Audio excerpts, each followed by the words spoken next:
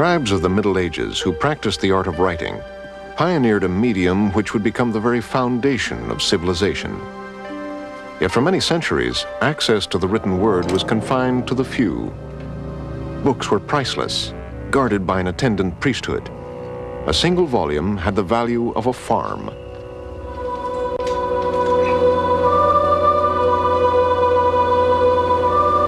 Even after printing was introduced, books remained large and expensive. It seemed unlikely that they would ever become available to a wider public. The latest technology that came in at the end of the 16th century was the idea of the chained library, whereby books could be instantly accessible to anybody who visited the library, and by simply extracting a book with the chain just long enough for the book to be lowered from the case onto the desk in front of the reader.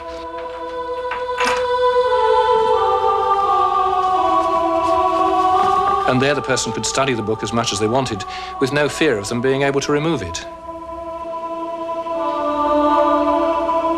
For books to become generally available, they had to lose their chains and become smaller and more affordable. Today, books are everywhere, written in hundreds of languages about thousands of subjects. Once the exclusive property of a small educated class, they have become the foundation of modern culture.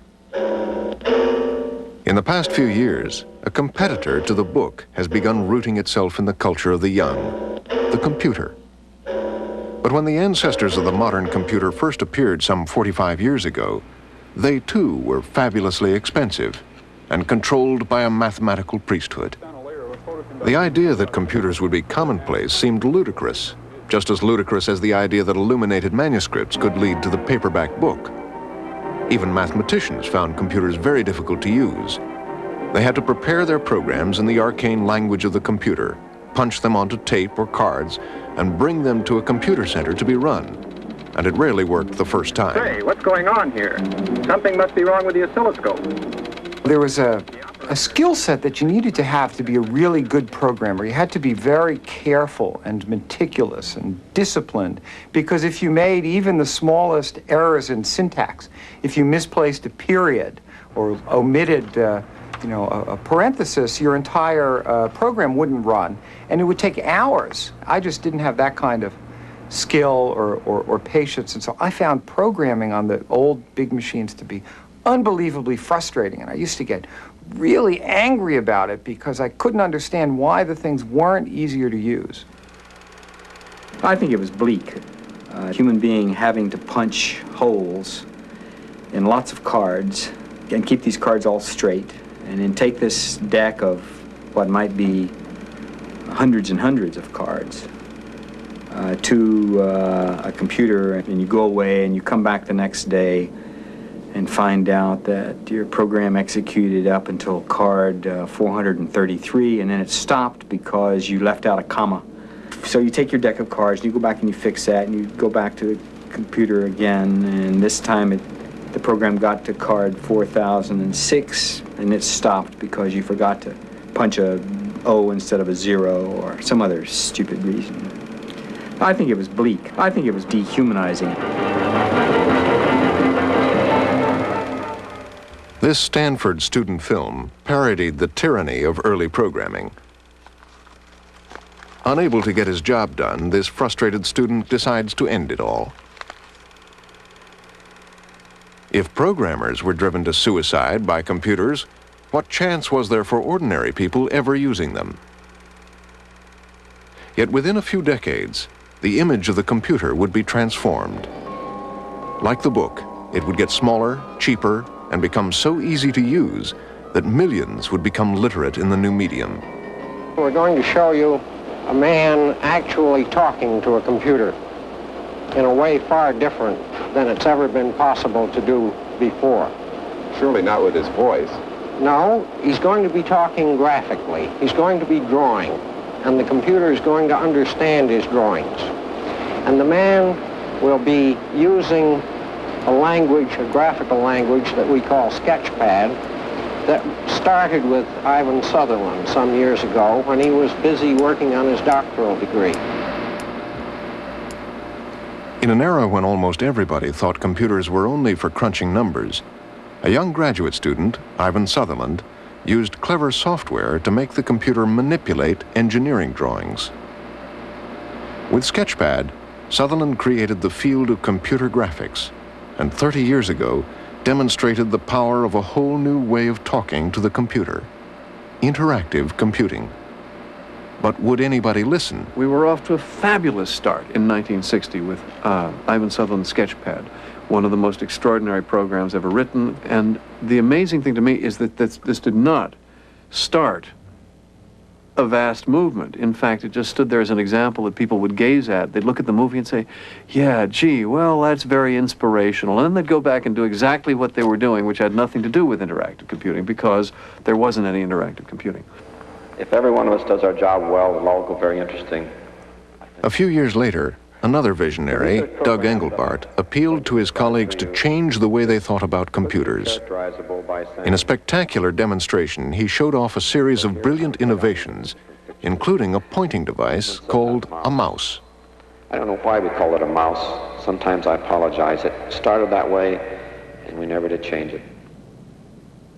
Decades ahead of his time, Engelbart had given a glimpse of what was to come. Doug Engelbart is the single most important person in the history of computing, and it's shocking how few people have actually heard of him. It would be as if we all use electricity and light bulbs, but nobody had heard of Thomas Edison. 25 years later, Doug Engelbart walks unrecognized on the Stanford campus. His bold gamble didn't pay off. We just thought, boy, then within a year or two, there'll be all sorts of people joining this pursuit, and it become more of an acceptable activity. And, you know, it seemed, and what I hear from various places is that it's stimulated and motivated some people, but it didn't seem to connect us to something that was a viable strand of pursuit for people to pick up, and it just didn't. Impressive though his demonstration was, the computer establishment didn't think his vision was practical.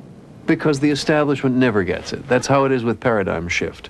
The establishment does not see where the next wave is coming from. And even if they hire somebody to tell them where the next wave is coming from, they never believe them, which is exactly what happened with Xerox and Xerox PARC.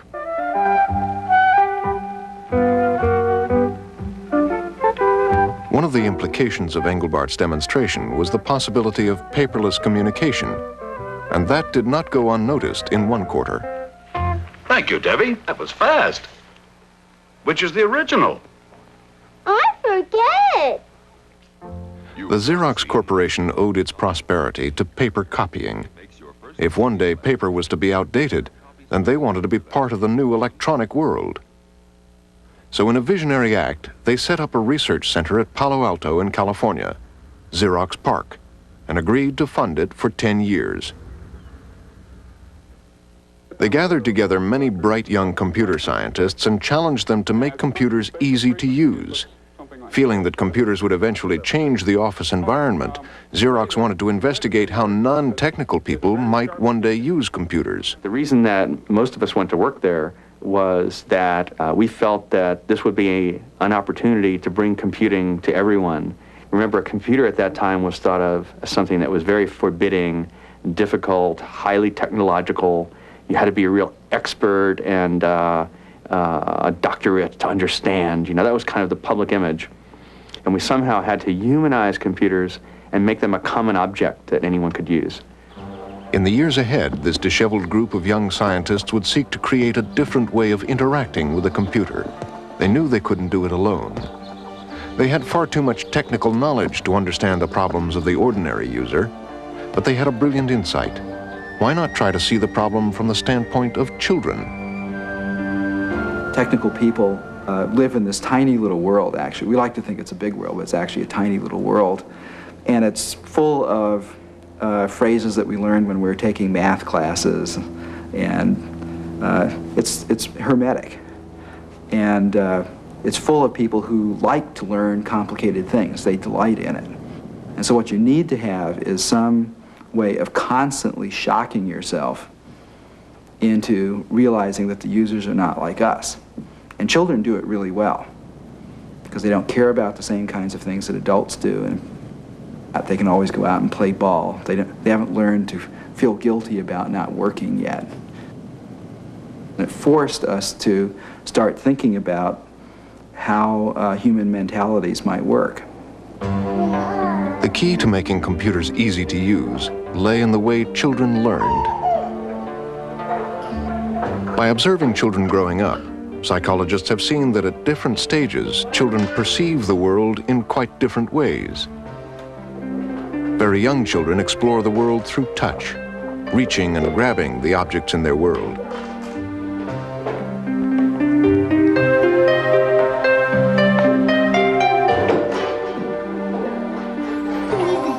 For children of 5 or 6, the visual mentality is more important.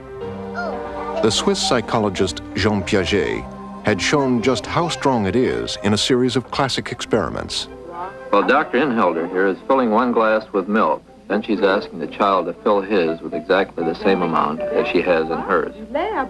For children like this 5-year-old, the visual mentality is so dominant, they may be led into error. In this classic experiment, the child has to decide whether 2 glasses have the same amount of milk in them. After the child is happy that the 2 glasses contain equal amounts, the investigator makes her move. I would prefer to drink my milk in the tall glass. I have poured it all in the tall glass. You and I, have we still the same amount? No. Who has more?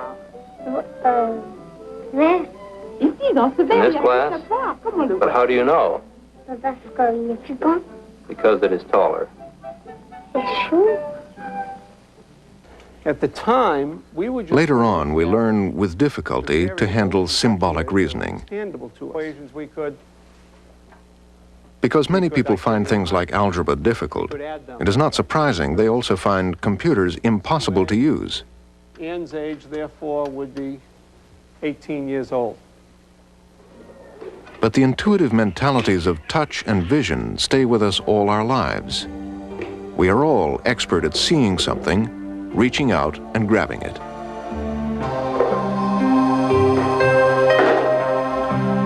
The Xerox scientists realized this was the key to making computers easy to use. By programming the computer to control the elements of a television screen, they created an illusion of a paper-like surface on which pictures could be drawn and animated. Doug Engelbart's mouse, which fit comfortably into the hand, was the perfect kinesthetic device. With it, one could reach out and grab objects on the screen and move them around. Sophisticated software enabled the unfriendly computer to simulate a world the user already understood. This paint program from 1972 made the act of painting on a computer remarkably similar to painting in the real world.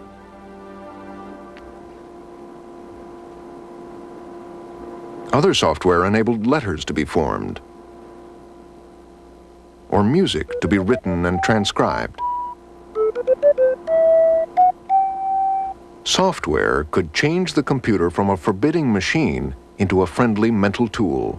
What we realized was that we could create what some people called a user illusion, something that appeared to be a world on a screen. One way to think about it is if you play a video game, there's an illusion of spaceships or of roads and cars, or depending on the kind of game.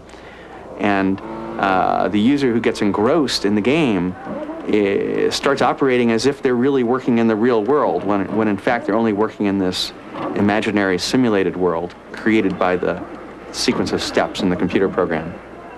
So what we realized was that we could create an illusion, for example, of an office with folders and documents and file cabinets in the office, and that instead of having the user learn complicated and unfamiliar technological terms, we could use the metaphor of the office, for example, and talk about opening files and closing files and editing documents and other terms that were much more familiar to people. Consider what can occur in just one window.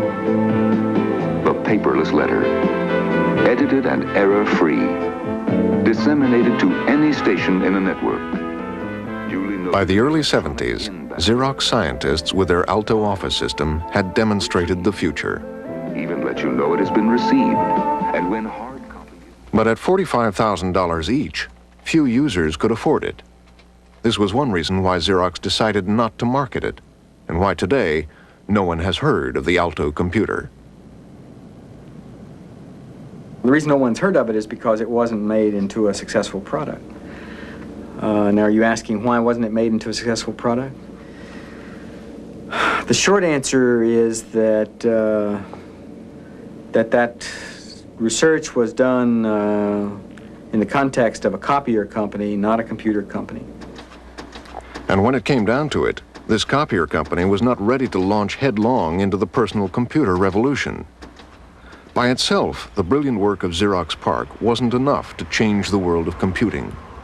Before computers would become commonplace, they had to become smaller and cheaper. A few miles from Xerox PARC in Silicon Valley, the electronics capital of the world, a revolution was underway. Every year, engineers vied with each other to stuff more and more electronic circuitry onto tiny wafers of silicon. Computers which once filled a room had been reduced to the size of a refrigerator. And in 1971, the silicon wizards went a step further, putting the main circuitry of a computer on a chip. A chip which could be mass-produced. The microprocessor had the power to totally change the economics of computing. Computers need no longer be priceless objects. Microprocessors, if mass-produced, could become cheap enough to be disposable. I had one case where I was being interviewed by somebody from a magazine who kept asking questions about testing. But I realized after this questioning went on for a while that they weren't really talking about testing, they were talking about repair. And they had the idea that somehow somebody was going to have to take their soldering iron and go down inside the chip and try to move wires around. And then once I realized what they were really asking, I said, oh no, it's not like that at all. It's like a light bulb. When it burns out, you unplug it and you throw it in the garbage and plug in a new one. And they were just dumbfounded at the idea that a computer could be so inexpensive you'd think about throwing it away. But in the mid-70s, corporate giants like IBM were not convinced that ordinary people would ever want to buy computers, even if they were small and cheap. Seemingly unaware of the brilliant work of Xerox PARC, they saw their customers as scientific and business institutions. There was a group of technical people on the fringes of the computer establishment, however, who desperately wanted their own computers. Technical hobbyists who had used computers at universities and knew their remarkable versatility. Before the microprocessor, their dreams seemed absurd. Now, perhaps, things would change. In January 1975, the front cover of Popular Electronics featured a computer kit called the Altair for less than $500. The Altair had to be assembled by hand, but at its heart was a microprocessor. If people did want to own a computer, here finally was an opportunity. An opportunity, it turned out, that thousands of people had been waiting for. And what happened was all this pent-up demand, a sort of latent understanding everybody had of what computers could do, suddenly was allowed to burst forth. People drove all night to get their computer kits. Why do people read the popular mechanics magazines? Because they dream of all the things they could do if. And suddenly here was a new if. If only I had this computer, I could keep track of everything, I could learn everything, I could be creative in every possible way. And so it began.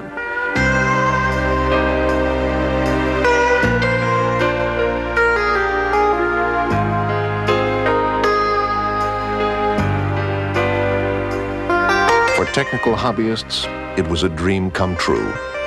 Now they could have their own computer.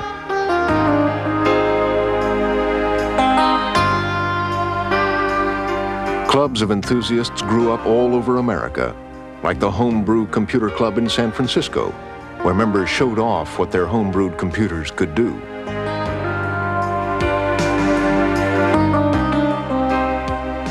From these modest beginnings came a series of startup companies selling parts for the Altair, and soon whole computers. By 1976, there were enough of them to hold a convention in Atlantic City. Off in a corner of the convention hall were a group of raggedy-looking guys selling circuit boards. Two of them would become synonymous with a personal computer, Steve Jobs and Stephen Wozniak. As teenagers growing up in Silicon Valley, Jobs and Wozniak had developed reputations as high-tech pranksters, all too eager to snub their noses at authority. Woz and I had known each other since I was about 12 or 13 years old. And our first project together was we built these little blue boxes to make free telephone calls. And we had the best blue box in the world. It was this all digital little blue box. I don't think it works anymore, so. But we had a fun time doing that. So when it came to building a computer together, Woz was the brilliant hardware engineer and focused on the core design of the computer. And I was worrying about which parts we ought to use and how we were going to build these things and how somebody that wasn't a Woz was going to manage to buy all the extra parts you still needed to buy and plug this thing together. So I was not designing a computer with any idea we'd ever start a company, ever have a product, ever be successful. It was just to go down to the club and show off and to own and use. Steve saw the interest, and he started coming up with ideas right away how this thing could be turned into product, how it could be marketed. The two Steves, however, knew little about running a business. Their ambitions might have come to nothing had they not gone to Mike Markkula for help. Markkula was a retired Intel executive who liked helping young entrepreneurs. When he saw the computer they were building, the Apple, he was entranced. And I looked at it and I said, this is the first affordable, useful computer for people. And the two guys really didn't have the background and experience to start a company and make it successful. So I agreed to help them. What happened next is the stuff of legend. The story of Jobs and Wozniak and the rise of Apple Computer is the American dream writ large. For the seed the hobbyists had planted grew quickly into a huge microcomputer industry. Contrary to the expectations of the corporate establishment, people did apparently want to own their own computers, although it was not clear exactly why. Some used them for games, and later scientific and business uses were found. But whatever the reason, people apparently wanted to own them. While many of the startup companies folded in this turbulent market, under Markkula's careful management, Apple prospered, becoming the fastest growing company in history. Jobs, Wozniak, and Markkula became rich beyond their dreams, each ending up with more than $100 million. When Apple went public in 1980, more than 40 Apple employees and investors became instant millionaires. Never before had one company made so many people so rich so quickly. A machine which once cost millions of dollars and filled a room was now coming off the assembly line by the thousands, an idea which a decade before would have sounded like science fiction. IBM, the industry giant, had been sitting on the sidelines watching the fledgling personal computer industry develop. But Big Blue wasn't sure how to respond to this strange new market. And when IBM did make a half-hearted attempt to enter the field, it failed. Much to the amusement of hobbyists like Lee Felsenstein. IBM put out a personal computer in 1975. People don't know this because they don't talk about it very much. The 5100. They called it the portable computer. It weighed 30 pounds. It was big as a bread box, had a 5-inch screen, could cost $5,000 just to open the box and $9,000 if you wanted it to really do anything. They were selling this at the second West Coast Computer Fair, all dressed up in nice little IBM suits, and they weren't doing much business. The guy next door to them, who had a propeller beanie on, a total freak named Lyle Morrow, was doing land office business, selling his discs of What's It software, as it was called, a little database program. And perhaps they learned something from that. In time, IBM saw the light. While demand for mainframes and mini-computers was still strong, small, inexpensive personal computers were the machines of the future. In 1981, IBM finally introduced a serious machine, and with their superior sales network, soon dominated the industry. Today, a new IBM computer has reached a personal scale. A person can afford it. A person can put it anywhere. Office, home, or school. But despite the astonishing growth of the microcomputer industry, there were problems.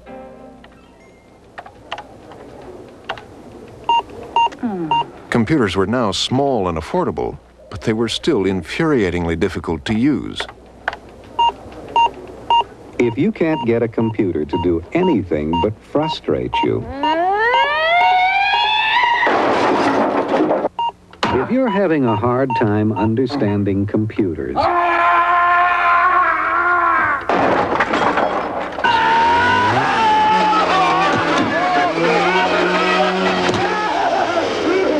what the PC revolution needed had been invented a decade before at Xerox PARC. Software which made a computer easy enough for a child to use. But Xerox had failed to commercialize their great vision. It would be up to someone else to deliver it to the world. That person was Steve Jobs. One day in 1979, he visited the Xerox laboratories and was astonished at what he saw. And it was just instantly obvious to anyone that this was the way things should be. And so I remember coming back to Apple thinking, our future has just changed. This is where we have to go. Steve Jobs had seen the light. His challenge was to build a computer which was not only small and affordable, but so intuitive a child could use it. Such a computer might not only change the course of computing, but prevent the mighty IBM from taking over the PC industry. The launch date for his new product, the Macintosh, was January 1984. And in an impassioned speech to his salesman, Jobs couldn't resist invoking the name of George Orwell. It is now 1984. It appears IBM wants it all. IBM wants it all and is aiming its guns on its last obstacle to industry control, Apple. Will Big Blue dominate the entire computer industry, the entire information age? Was George Orwell right about 1984? Today we celebrate. In a daring and controversial commercial which attracted the attention of news media all over the world, Jobs created an image of desperate computer users being brainwashed by Big Brother, a veiled reference to IBM. Secure from the pests, obeying contradictory thoughts. We are one people. But they were about to be awakened from their slumber by the wind of personal, interactive computing. Inspiring them with their own confusion. We shall prevail. On January 24th, Apple Computer will introduce Macintosh. And you'll see why 1984 won't be like 1984. The Macintosh marked the beginning of a new era of computing. Gone are the arcane symbols. Instead, using a mouse, a person pushes and pulls pictures using the intuitive skills acquired in childhood. The computer screen, with its pictures and icons, depicts a familiar world even a child can understand. In reality, this friendly graphical illusion is conjured up by thousands of lines of complex code written by computer programmers. This code, in turn, is converted into hundreds of even more basic orders, which this computer knows how to follow. The computer circuits, millions of simple switches, blindly obey, opening and closing millions of times a second. If software can transform the look and feel for one computer, then it could, in principle, do it for all computers, even the unfriendly ones. So if I want to copy a file, for instance, I have to know what the meaning of a:\, this, that, and the other thing is. And if I mistype a single character, then it will give me some sort of obscure error message. Here I got one that says, not ready error, reading drive A, abort, retry, fail. It's kind of cryptic and it's certainly not very friendly. It's a typical old-style interface. The interesting thing is that simply by changing the software, not the hardware, exact same hardware, an environment can be built that is much simpler, much friendlier, much more graphical. And I'm going to bring that up right now. We'll take a look at it. I have a pointer that I can move around on the screen. I've got a mouse here. I can click on that to make things happen. The same exact machine, but given different software, it creates an entirely different style of interacting with it.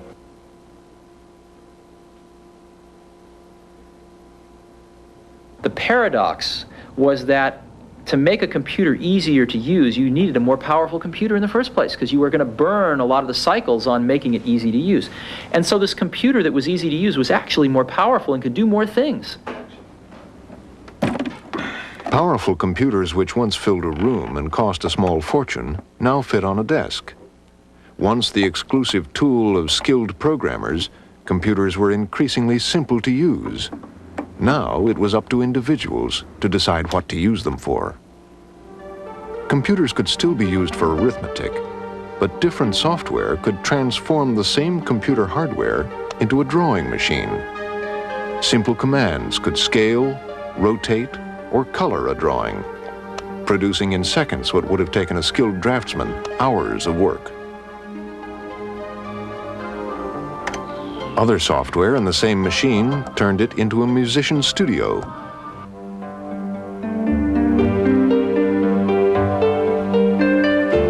Or a flight simulator.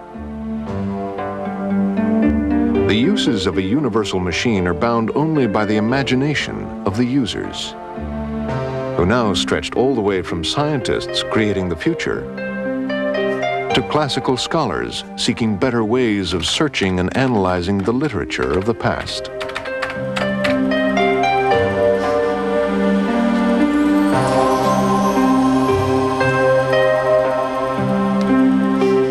As the 80s wore on, the machine invented to compute numbers was now seen less and less as having anything to do with arithmetic.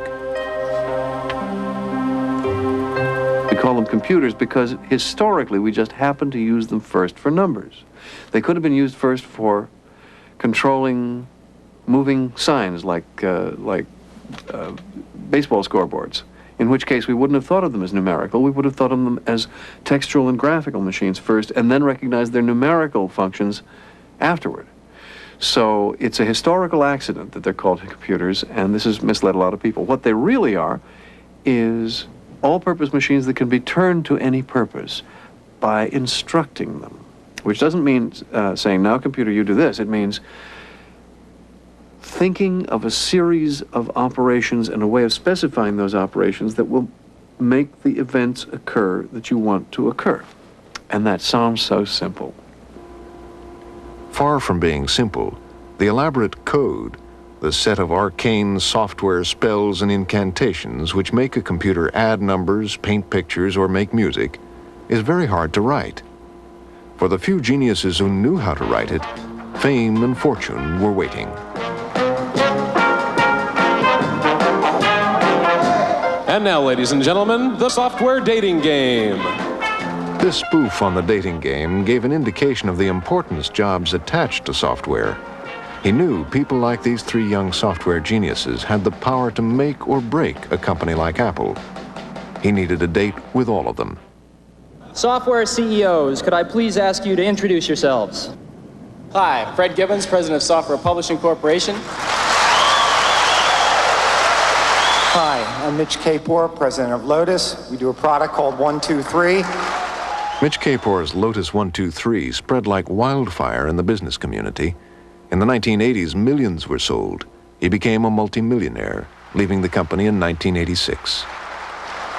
My name is Bill Gates. I'm chairman of Microsoft.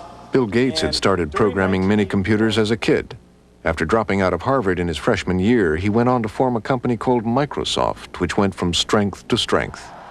What had begun as a personal enthusiasm for writing programs now developed into a new business with unforeseen dimensions.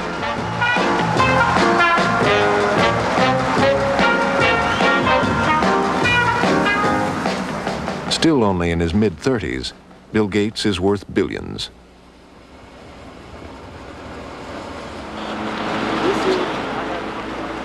His company in Seattle, Microsoft, employs nearly 10,000 people, many of whom have found fortune in this strange new profession. But unlike Steve Jobs, Bill Gates doesn't make anything tangible. His wealth is based on something rather hard to see. Despite having an annual revenue of more than $1.5 billion, the only physical evidence that he produces anything are the pieces of magnetic plastic, floppy disks, and the manuals and boxes in which he sells his product. What Gates is selling is codified thought. The founders of this new industry have noticed some important differences between building in physical media like concrete and building edifices of code. It's different in that we take on novel tasks every time. It's not like building a certain bridge that is virtually identical to some previous bridge or some previous building. And the number of times those people make mistakes is very small. And first you think, well, what's wrong with us? It's because it's like we're building the first skyscraper every time, or the first, Verrazano bridge. One of the hardest things for programmers to do is write code perfectly the first time. The mistakes they often make are called bugs. Besides giving programmers bad dreams, bugs have caused late releases and product recalls costing billions of dollars. All right, where are we and where do we got to be? We're in a very good place. The number of must-fix bugs is down to about 2 a day. I feel good that in 2 weeks it will be down to, so close to 0 no one will care. Chris Peters, one of Microsoft's software supremos, has called his programming team together to discuss the final days of work on their latest software product, a financial spreadsheet. The program that we're all working on now is 500,000 lines long, and there's no room for error. Because there is no reality behind it, you're just typing it. The complexity can be machines that like no human has ever seen before. I believe that these things are, like the project I'm working on now, is far more complex than a 747 is. A few miles away at the Boeing factory, engineers turn out hundreds of planes each year. A 747 has 6 million parts, which have to be put together correctly. But at least when something goes wrong, you have a good chance of finding it. With physical things like airplanes and buildings, if there is a fault, you look to see if the problem is nearby. So if you've got something that's not holding its weight well, you look to see if the joint is tight, if the screws are right, and you don't have to go and analyze the whole building. Well, software doesn't work like that. If you see a problem when you attempt to execute a certain command, there is no simple and direct way of knowing which part of the code could have the problem. In some sense, it could be almost anywhere. And so the detective problem of hunting down the source of the problem is enormously harder than in physical media, because digital media don't obey the same simplifying law of proximity of cause and effect. Let's go. Laura, a child of a new computer era, is blissfully unaware of how a computer works and how it is programmed. Born the year of the Mac, she found the objects in her world included not only pets, people, and toys, but friendly computers. Where's the mouse? Her father took this extraordinary film when she was only 18 months old. Although she can't talk properly and cannot begin to read, she is essentially computer literate. Laura, let's make a ball. There's the ball. We're making very nice. Want to make a white ball? The computer, once the specialized tool of scientists, is becoming part of the culture of the young.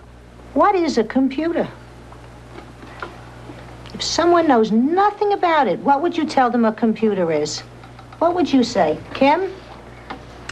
Well, a computer is something that you write on and press buttons on. All right, so it's something that you can write with. What else can we do with computers? Make designs. How do we make designs on the computer? Well, you press some buttons and then you can make a design. It's something that's like a TV and you could make... Look at me, go. Pictures with it and it helps you to read. For a new generation of children, the computer was a familiar object in their world. And not knowing anything of its history as a room-sized number cruncher, they had formed their own image of what it was for. How it worked was of no interest to them. What mattered was what they could do with it. Since they used computers for things like drawing, writing, and reading, they saw it as more like a pencil and paper than a machine. Snow, that's my turn.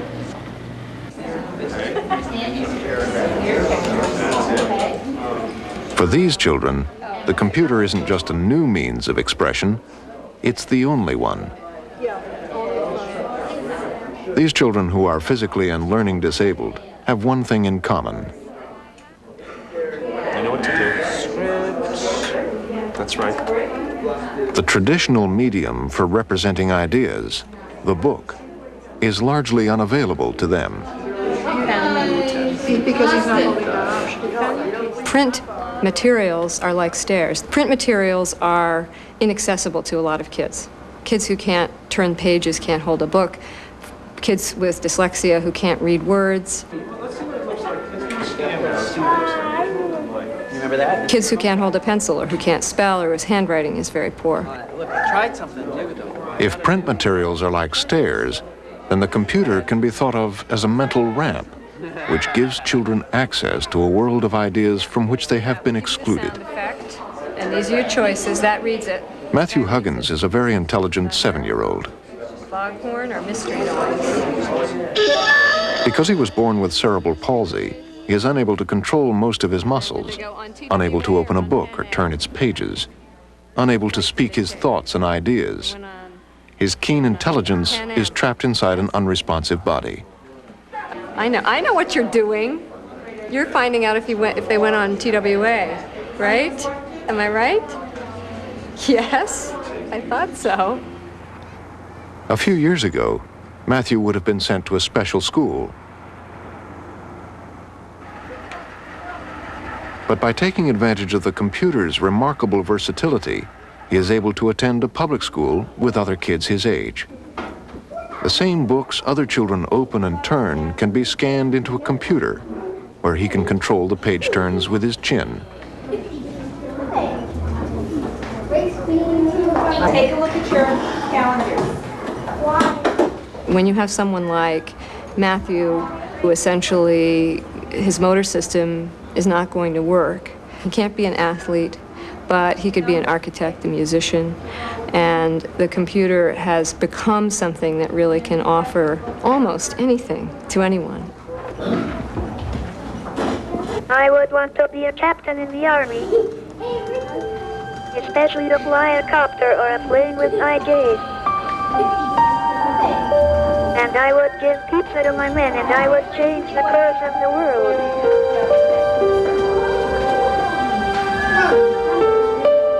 A remarkable thing has happened. Children of Matthew's generation have worked out what most computer users were unable to see. The computer isn't really a machine at all, but a new medium. It shows signs of becoming as important to our developing culture as the book before it. But the process of acceptance, which took the book hundreds of years, has some way to go. Computers are still very valuable and cherished objects.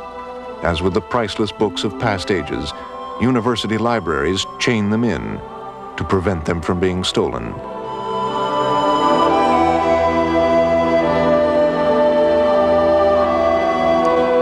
If chained libraries gave way to paperback books, what will the computer of the future be like? Computer manufacturers are not hesitant in coming forward with their visions. Most see a world where computers are much smaller and more powerful, where we interact with them by speech. Let's see noise test 3 again. Okay, change the nozzle dimensions to the ones in noise test 3. A world where computers are completely taken for granted. Through the cracks in this crust, and the cracks are called fissures. I knew that. What's it really look like? This is what a volcanic eruption looks like in real life.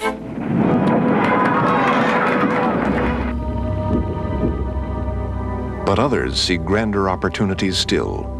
For computers can do many things that books can't. Computers can conjure up powerful visual illusions.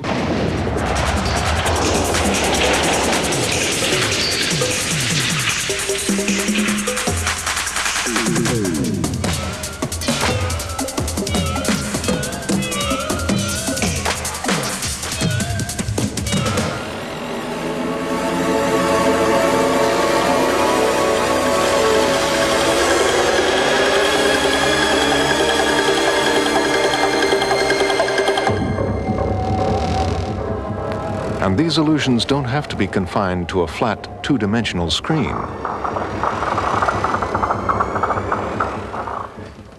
In 1965, the pioneer of computer graphics, Ivan Sutherland, realized computers held the key to a much richer kind of visualization. He wondered what it would be like to reach through the screen itself and surround himself in a simulated world. This experimental helmet gave the user the illusion of being inside a three-dimensional world. As he moved his head, so the pictures changed accordingly. The technology was barely able to handle a simple geometrical world in those days. But 25 years later, at the University of North Carolina, a group of scientists inspired by Sutherland's idea have brought this art to a level where it can be demonstrated. This is a head-mounted display, which consists of a pair of small TV displays connected to a helmet and a small tracking system, which allows the computer to determine where the helmet is in position and orientation at every instant. And using these two technologies, we can program computers to give the feeling to the user who's wearing this of being immersed in the computer-simulated environment.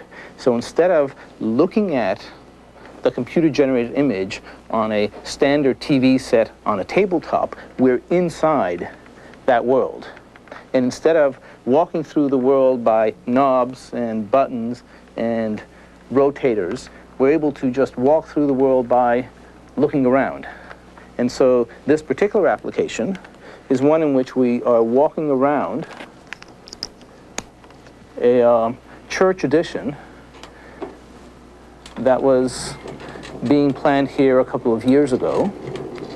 And here we are telling the computer where we're moving by walking on a treadmill and by steering a pair of handlebars here for the direction. So as you can see, we're coming up in the entrance of this hall and we're turning to the right slightly. And the effect is so powerful because you are doing those actions which are intuitive for you all your life. This looks very nice. I think I want to go into the hall itself. You could look around in here also. I'll look up at the pattern of lights on the ceiling. I like these nice circular windows on each end.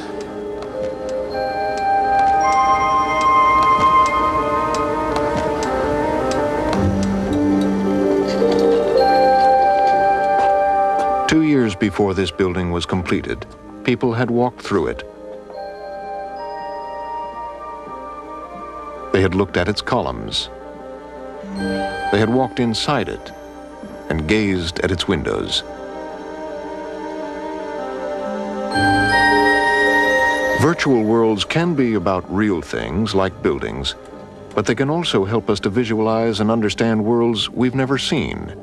And over on the right is a small molecule called methotrexate, which is one of the inhibitors for this molecule. so that I can move it in space. I can bring it over near the enzyme, and also I can turn and twist it, and I can walk it inside this cavity. Now I let it go inside the cavity, and all of the things show colors. I can go in and stick my head right in the middle of it. I'm back in the active site now, and you can go right through and come out the other side. It feels a little strange. Of course, you don't feel the molecule. You don't actually bump into it, but it seems that way. That we wanted a room-filling molecule. Why? Because it's hard to navigate your way around a big protein.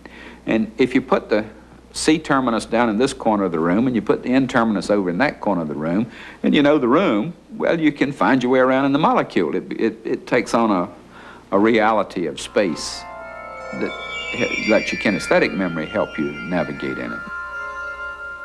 With virtual worlds, we can experience people's thoughts. We see them, we walk through them, and in the future, touch feedback will enable us to feel thoughts as well. All right, you see, I'm walking right in space. You see, I'm looking down right on top of this right now. Yes.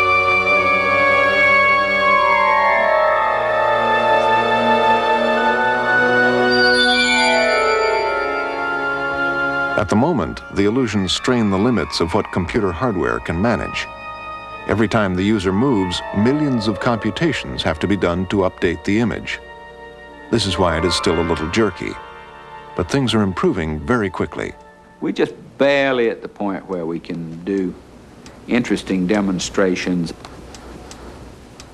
I see no end to the process of faster and faster computers, and I see no end to what we can do to use that power, if we have it, in virtual world modeling. I think that the switch from 2D to 3D is tremendously exciting. Because in one sense, 2D is what we have been doing with intellectual activities for centuries. It is what we write, it is what we read, it is the pictures that we see on the walls, it is the way we communicate with people. On the other hand, 3D is where we live all the time. Our everyday life is three-dimensional. And so I believe that as soon as the computers become capable of being able to interact with the users in 3 dimensions, that the more natural interface will be a 3D one.